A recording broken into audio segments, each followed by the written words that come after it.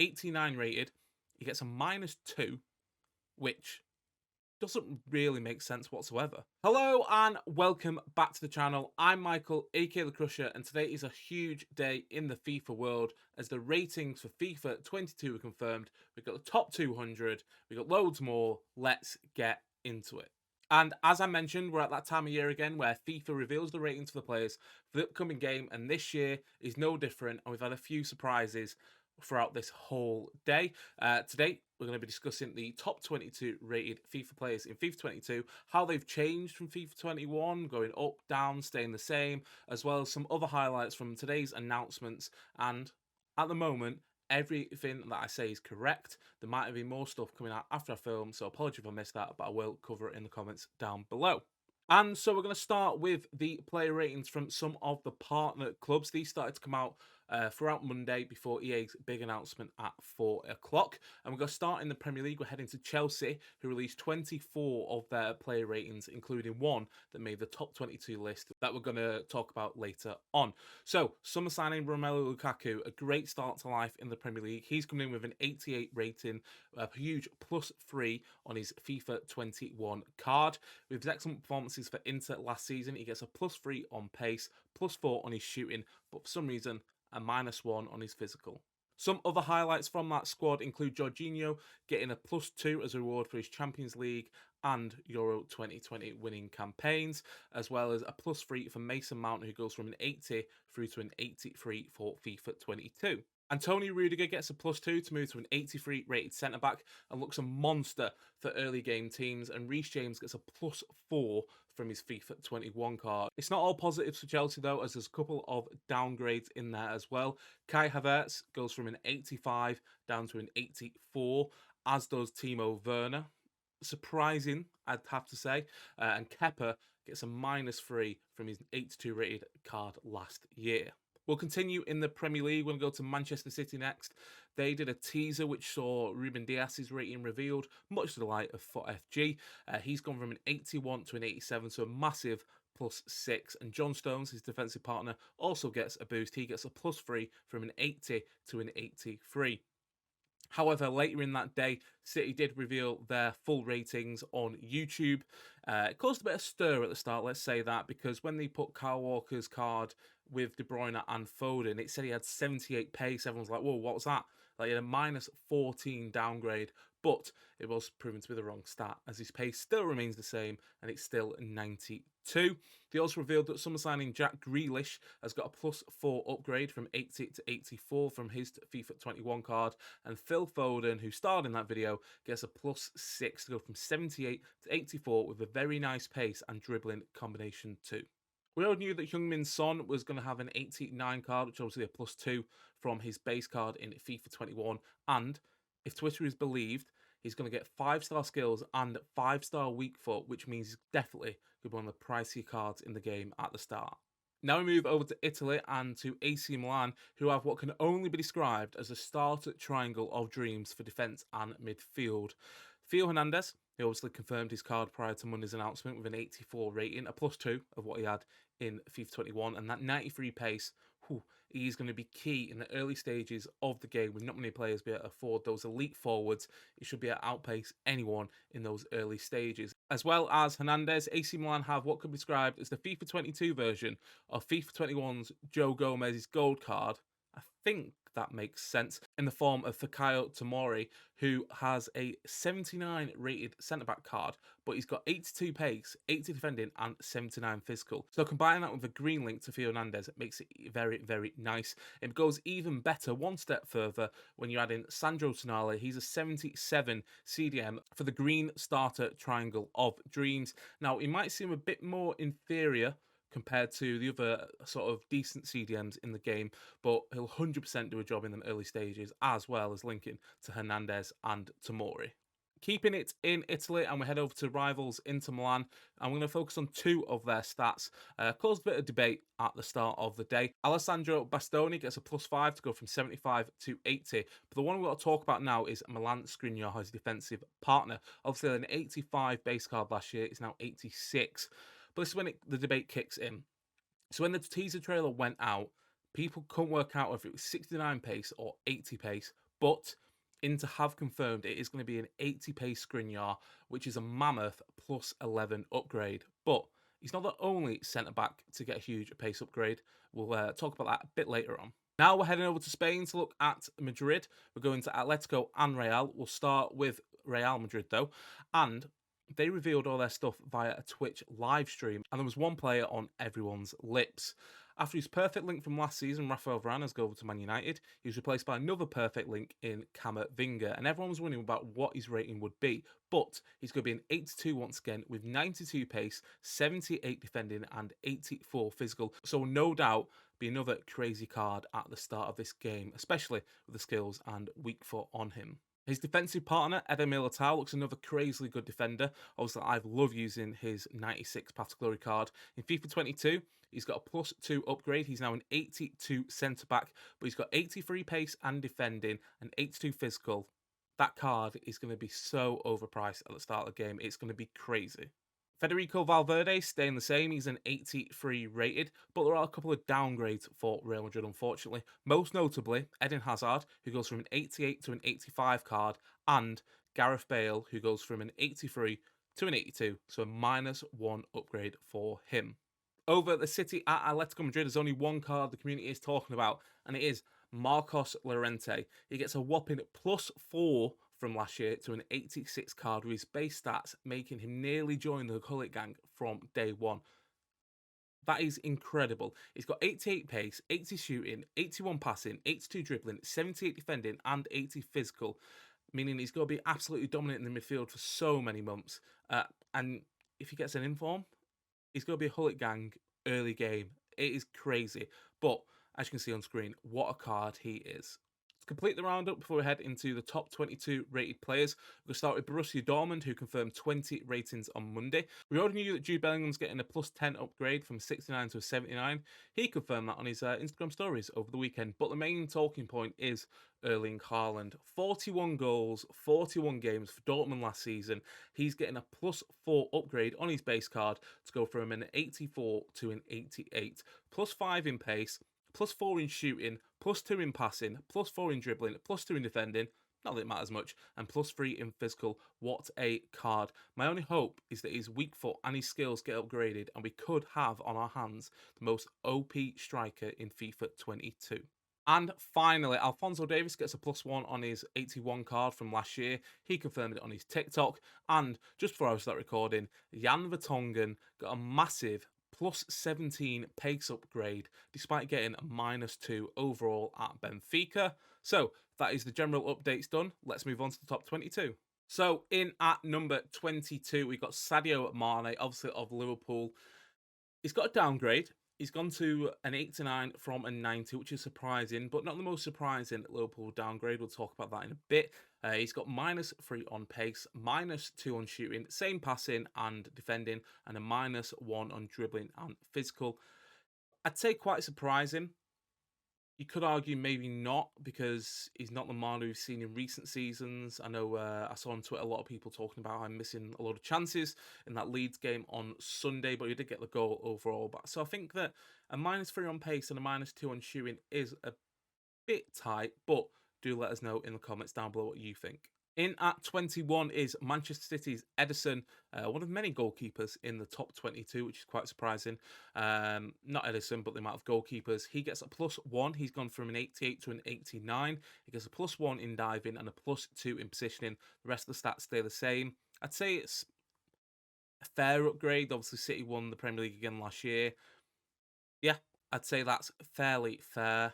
Maybe pushing towards a 90 for FIFA 23, which seems a long way away, but it'll soon come around. Next up at number 20, we've got Casemiro. Exactly the same rating. Exactly the same ratings in 5 of his stats. He just got a -1 on his physical, which I suppose comes with age. Not the last player to get a downgrade. It's caused quite a few controversies later on. But yeah, I'd say that's a pretty fair rating for Casemiro. My only, I'd say, problem with it is that I wish he was a bit more usable, because you see Casemiro in a card now and you think SBC fodder. But hey ho, it is what it is. Up next, got another Real Madrid player in Thibaut Courtois. 89 overall. Same overall as FIFA 21. Same in every single stat. Literally no change to this one, so not a lot to talk about.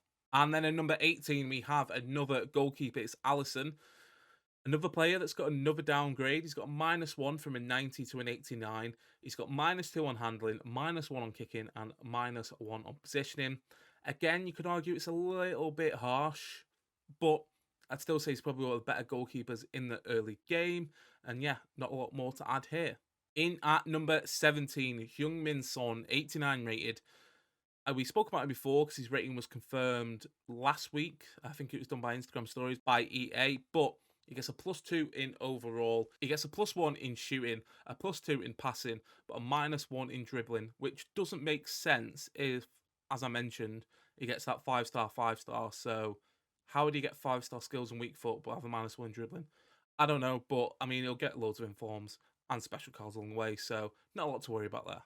In at number 16, Joshua Kimmich, an 89 rated card. His base has gone up by +1, but he's got a -1 in pace, +1 on shooting, and a +2 in defending. Again, when you get to endgame, you see his team of the season, his team of the year, and now his summer stars in FIFA 21. A very nice card, and it'll definitely be a very nice card to have in at the start of FIFA 22. You can have Davis in at left back, you can have Upamecano for that green link triangle, as well as Neuer in goal. He'll be mentioned later on, he's in the top 10 ratings. But yeah, a solid card overall. And then we are back to the Premier League at number 15 with Mr. Virgil van Dijk, an 89 overall. He gets a -1 overall, which you can understand because of his injury. However, despite going down, he gets a +2 upgrade in pace, which doesn't really make sense if he was injured for so long, and a -2 on physical. The rest of the stuff stays the same. So yeah, you could say he was out so long, he deserves the downgrade, but at the same time, he's got a +2 in pace, -2 physical. It doesn't really make sense, but it does. But yeah, let us know in the comments what you think about this one. Next up, in at 14, Karim Benzema, obviously of Real Madrid and France. No changes on his overall. However, which I'm quite pleased about, he has got a +2 in his pace, which makes him a little bit more usable. +1 in shooting, but there is a decrease in defending and physical. Both have a -1. Next up, Donnarumma. A huge +4, 85 to 89. Obviously got his transfer to PSG as well as winning the Euros. Quite key for Italy in the Euros. Obviously won player of the tournament as well. He gets a +2 in diving, +2 in handling, +3 in kicking, +1 in reflexes, +3 in speed, and +2 in positioning. When you combine him maybe with a Kimpembe and a Ramos, he is going to be a very nice card to have. And now we have a Premier League player that has caused quite a lot of controversy on Twitter with the announcement of his rating, along with someone else who is in position number 3 on this list. It is Mo Salah, 89 rated. He gets a -2, which doesn't really make sense whatsoever. Like, he had a very good season for Liverpool, scored lots of goals, played very well, but he gets a -2 overall. He gets, incredibly, a -3 in pace, which, again, doesn't really make sense. He's quite fast. But he gets a +1 in shooting. The rest of the stats stay the same. So yeah, not entirely sure on this one. I think it's very, very harsh. But keen to know your thoughts in the comments down below. In at number 11, just missing out on the top 10, Marc-Andre ter Stegen, obviously Barcelona again. A goalkeeper in the top 22. A goalkeeper has no changes to his rating, no changes to his stats. So again, not a lot to add here. Another 90 rated goalkeeper and another high rated German goalkeeper is Manuel Neuer. He's in at number 10. He gets a +1 in his overall from 89 to 90, a +1 in diving, -1 in handling, -1 in reflexes, but a nice big +3 in positioning. My only concern about Neuer, as you've seen with the team of the year and team of the season, is his unique saving style. Sometimes it's good, sometimes it's bad. A less PG version of what Gennaro Gattuso said, but yeah. Not my favourite goalkeeper in the game. And now we're getting into the top end of the list. In at number 9, a 90 rated N'Golo Kante, a +2 on his card from last year, and he gets a +1 in 4 stats, +1 in pace, dribbling, defending, and physical. However, he does get a -1 in passing, so it sort of balances it out, but again, he's going to be a very OP card from the start, especially with the green link into Varane. It's going to be very nice for some high-rated starter squads. Probably not mine. I'll probably go with someone like Kanate and Sissoko, someone like that. A little cheaper version of that duo. We're keeping with the Premier League at number 8 as we've got Harry Kane, who has a +2 in his overall. He's gone from an 88 to a 90. you'd probably say well-deserved. Top goal scorer and most assists in the Premier League last season. Also did very, very well at the Euros as England got to the final. +2 in overall, as I mentioned, +2 on pace, +2 on passing, and +2 on dribbling. The rest of the stats stay the same. So I'd say that's fairly fair. You could probably argue that some people deserve to be higher than him, but Kane played very well last year, and he'll probably play well again this year, so you've probably got to get maybe 97 team a season, maybe 98, depending on how well he does. But yeah, I'd say a fairly well-deserved upgrade for Harry Kane. In at number 7, we got Jan Oblak, another goalkeeper. 91 rated, no changes overall, no changes to his stats. So again, not a lot to add here. Surprising that the high rateds aren't really getting much upgrade, especially goalkeepers, but it is what it is. And we move on to number 6, which is Neymar. He gets a 91 overall, a -2 on shooting for some reason. Not too sure on that. +1 defending, which again doesn't really add much, but a nice little boost in his physical. +4, so hopefully he gets a bit more strength. One of my favourite cards in FIFA 21, especially his 99 Summer Stars. Incredible, incredible card, and will no doubt be extremely expensive for the links into number 5, which is Kylian Mbappe. We only use a 91 card. It's a +1 on his overall from last year. Gets a +1 in pace, +2 in shooting and passing, +1 in dribbling, -3 in defending, but again, doesn't really matter too much, and a +1 in physical. And now we're into the top 4. You can probably guess who they are, but we've got 2 from the Premier League, 1 from the Bundesliga, and 1 from League. And we'll start at number 4, Kevin De Bruyne, obviously of Manchester City and Belgium. No changes to his card whatsoever. 91 rated. Same pace, shooting, passing, dribbling, defending, physical. You get the picture. If he'd have won the Champions League, could we have seen a little increase, maybe to a 92? Potentially. Who knows? But again, going to be a pretty solid card. And then when we come to the end game, going to be another very nice card to have. In at number 3, similar to Mo Salah, this has caused quite a lot of controversy with his ratings release. Cristiano Ronaldo, obviously, just moved to Man United, scored 2 on his debut against Newcastle, his second debut. He's a 91 overall, so it's a -1 from last year. Not too sure why, because he scored a lot of goals. He gets a -2 on pace, which has hurt a lot of people. A -2 on physical, which has obviously hurt a lot of people. Same shooting, +1 on passing, -1 on dribbling, and -1 on defending. And I believe he's got a less physical rating than Kylian Mbappe. So again, caused a lot of controversy, but let us know in the comments down below what you think about Cristiano Ronaldo's downgrade. And then there were 2. We're starting number 2 with Robert Lewandowski, a +1 in his overall. He deserves it. He should have won the Ballon d'Or last year. Obviously, it was cancelled. He's a 92 rated, so again, +1 from his 91 in FIFA 21. He gets a +1 to 3 categories: shooting, passing, and defending. Again, pace a little bit slow, so he won't be as OP as he should be compared to someone like Erling Haaland, who's obviously an 88 rated card. But again, once you come to the end game, he's going to be absolutely cracked. His team this season took free kicks like they were penalties. A very nice card in the end. And then finally, the highest rated player in FIFA 21 is a 93, Lionel Messi. He's out on his own. He's obviously got a new club in PSG, but there's literally barely any changes to his FIFA card. No changes to his overall pace, shooting, passing, dribbling, or physical. But he does get a -4 to his defending. But again, who really cares? Is Messi going to defend for you?